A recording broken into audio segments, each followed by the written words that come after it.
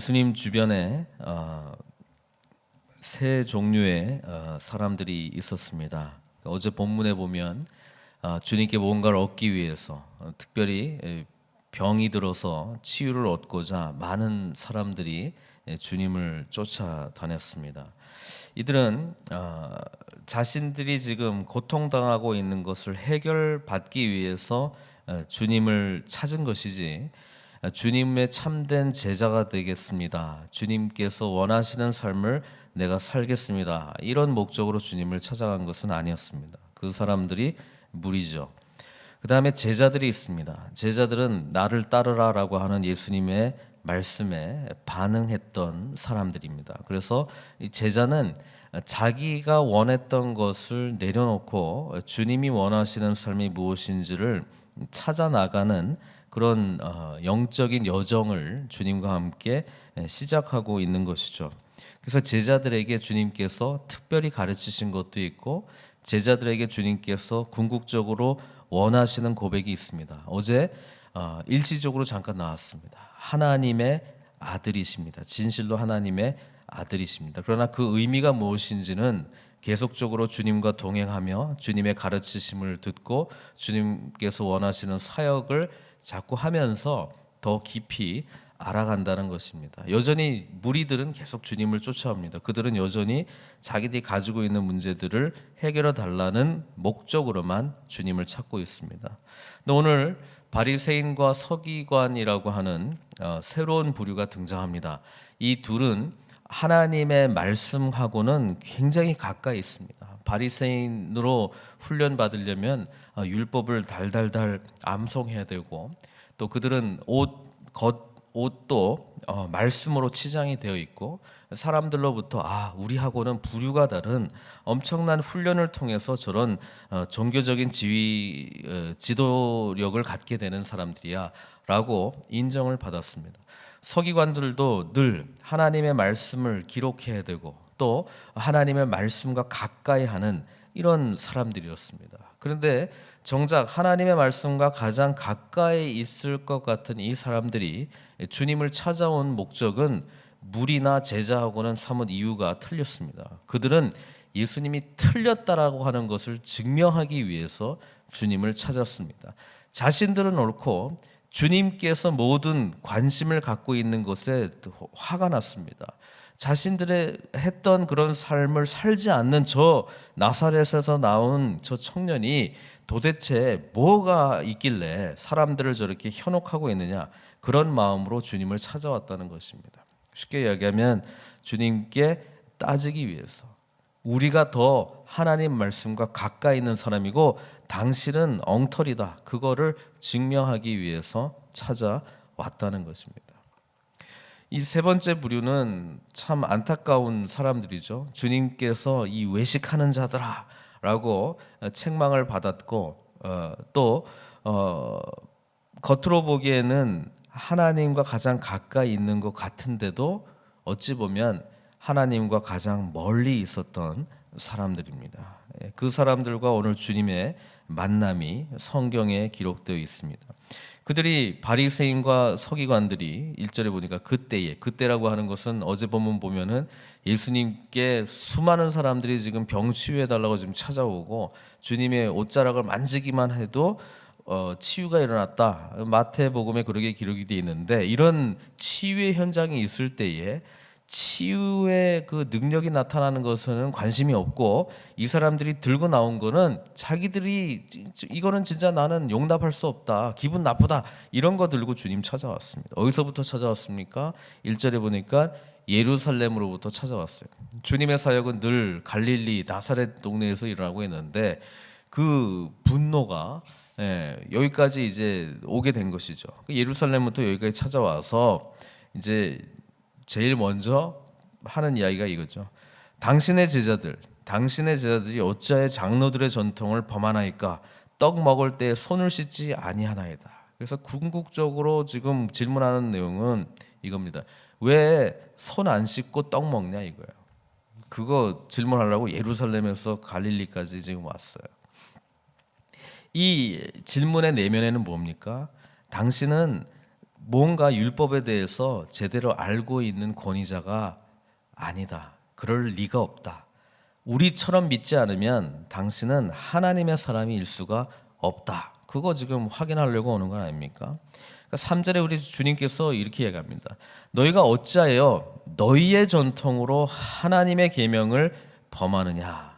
여기 대립되는 단어가 있는데 바리새인과 서기관들은 당신의 제자들 그랬고 우리 주님께서는 너희들의 전통 이렇게 맞받아쳤고 그다음에 장로들의 전통하고 비교되는 게 하나님의 계명입니다. 우리는 하나님의 말씀을 순종하기 위하여 부름받은 사람들입니다. 그런데 지금 바리새인들과 서기관들은 예수님 지적에 의하면 장로들의 전통이 하나님의 계명을 우선한다는 것을 지적해주고 있습니다. 그러면서 이렇게 얘기합니다. 계명에 10계명이 이제 대표적인 계명 아닙니까? 근데 10계명의 핵심이 하나님 사랑과 이웃 사랑이에요. 그죠? 근데 4절에 보니까 하나님이 이르셨으되 내 부모를 공경하라. 그렇게 10계명에 나와 있지 않느냐? 또 아버지나 어머니를 비방하는 자는 반드시 죽임을 당하리라. 이렇게 이야기를 하고 있는데 너희는 그 장로들의 전통에 이렇게 돼 있는 거예요. 자녀된 도리로서 부모에게 효도를 해야 되죠. 그렇죠? 근데 효도하려니까 이 재산이 아까운 거예요. 자기 가지고 있는 게 아까운 거예요. 그래서 어떻게 하냐면은 이거는 내가 하나님께 드림이 되었다라고 지정을 해버리면 이거는 부모에게 드릴 필요가 없는 거예요. 그러니까 그거를 전통으로 남아서 이게 이 사람은 참 하나님을 위해서 부모를 공경해야 될 것조차도 하나님께 드리는 거구나라고 하는 어떤 그런 걸로 전통이 시작되는지 모르겠습니다만은 그거를 이용해서 효도를 안 하기 위한 전통으로 이제 사용했다는 거예요. 이것도 내가 하나님께 드림이 되었고 저것도 하나님께 드림이 되었기 때문에 제가 부모를 공경할 그런 게 지금 없습니다. 이렇게 지금 사용했다는 거예요. 그러니까 예수님이 그거를 지적을 하면서 이렇게 얘기하는 거죠. 그 부모를 공경할 것이 없다 하여 너희의 전통으로, 이게 지금 장로들의 전통이냐? 하나님의 말씀을 폐하는도다. 그러니까 교묘하게 이 전통들을 이용해 가지고 오히려 하나님의 말씀을 거역하는 너희들의 모습을 보고 어떻게 하나님의 그 장로들의 그 전통을 따르는 게 더 중요하냐? 예수님이 그렇게 지적하는 거거든요. 그러면서 7절에 이제 아주 심하게 이제 책망하기 시작합니다. 외식하는 자들아, 겉으로만 하나님을 믿는 모습만 보이는 자들아, 속은 뒤에 나오는 이제 속 내용은 완전히 그냥 썩고 이 패역하면서도 이사야가 너희에 관하여 잘 예언하였도다. 이사야 선지자가 예언했습니다. 이 백성이 입술로는 나를 공경하되 마음은 내게서 멀도다. 그렇죠. 예. 이 말씀은 제자들도 지금 새겨 들어야 될 말씀입니다. 왜냐하면 조금 전에 어제 본문에 보면은 진실로 하나님의 아들이로소이다 이렇게 고백했거든요.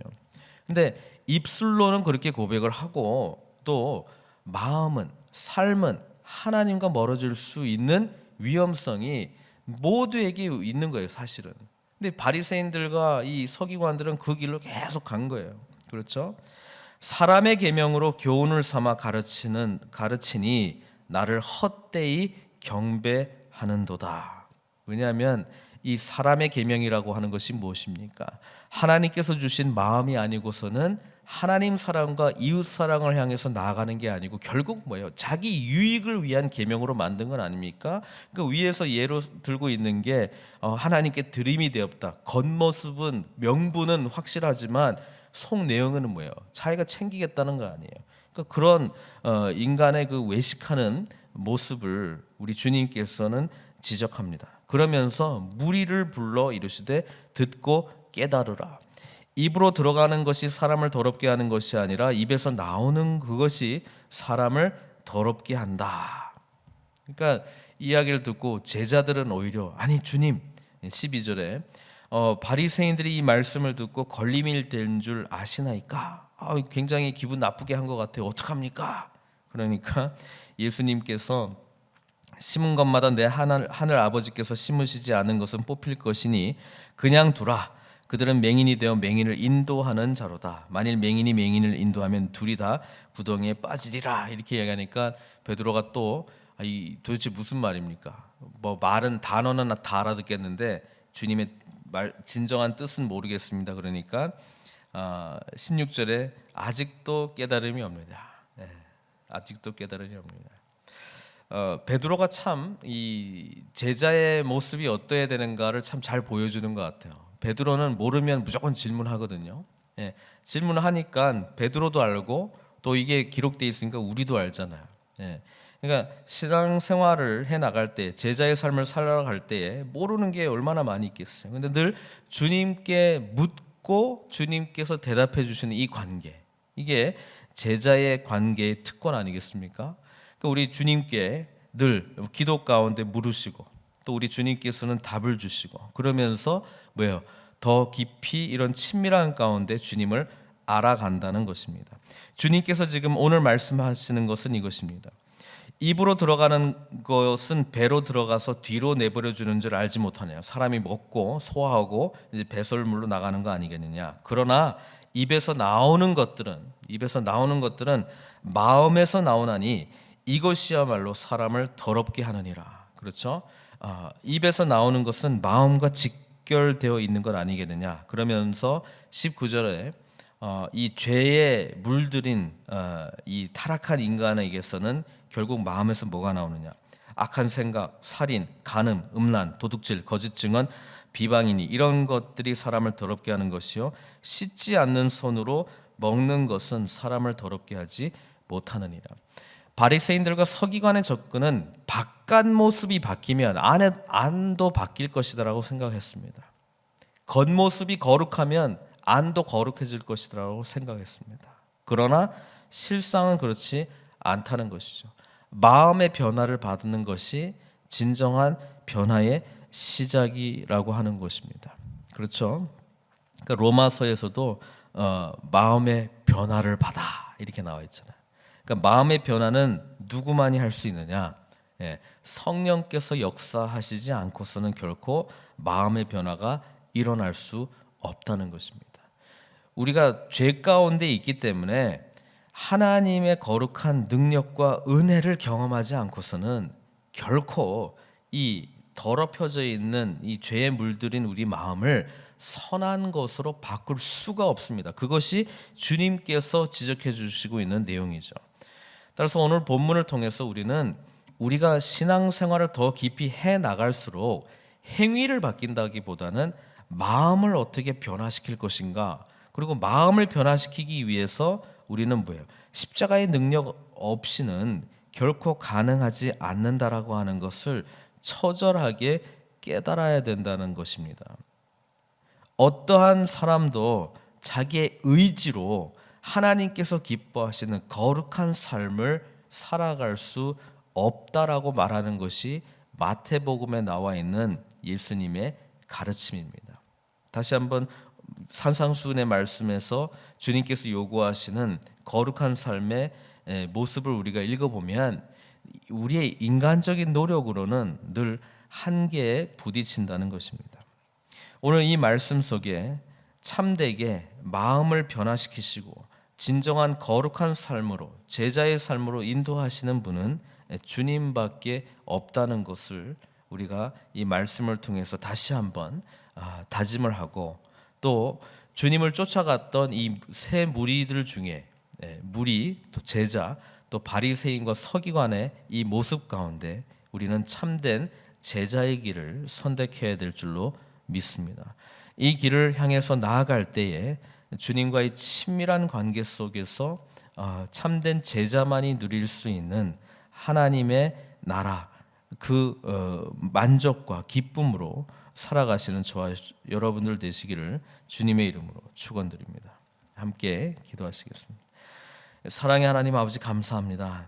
오늘 말씀을 통해서 장로들의 전통이 아니라 하나님의 계명, 참된 말씀, 주님을 사랑하고 이웃을 사랑하는 그 말씀으로 우리가 부르심을 받았다는 것을 다시 한번 기억합니다. 아버지 하나님, 바리새인과 서기관의 모습으로 겉으로 드러나는 것들을 가지고 무엇이 옳고 그르고를 찾는 자들이 아니라 진정한 마음의 변화를 이루기 위하여 주님 없이는 안 됩니다. 이 고백으로 늘 살아계신 하나님의 말씀을 붙들고 참된 제자의 삶을 향해서 나아가는 저희들 될 수 있도록 인도하여 주시옵소서. 무리와 제자의 차이라면 자기가 원하는 것, 힘든 것만 해결받기 위해서 주님을 찾고 그 다음에는 더 이상 주님의 제자다운 삶을 살지 않는 무리의 모습을 우리는 말씀을 통해서 보게 됩니다.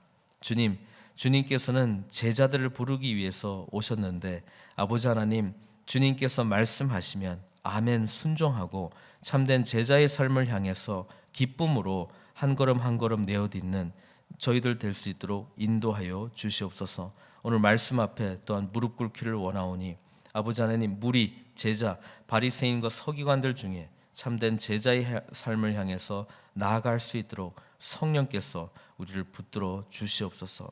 모든 것 주님께 의탁드리옵고 예수님의 귀하신 이름으로 기도드리옵나이다.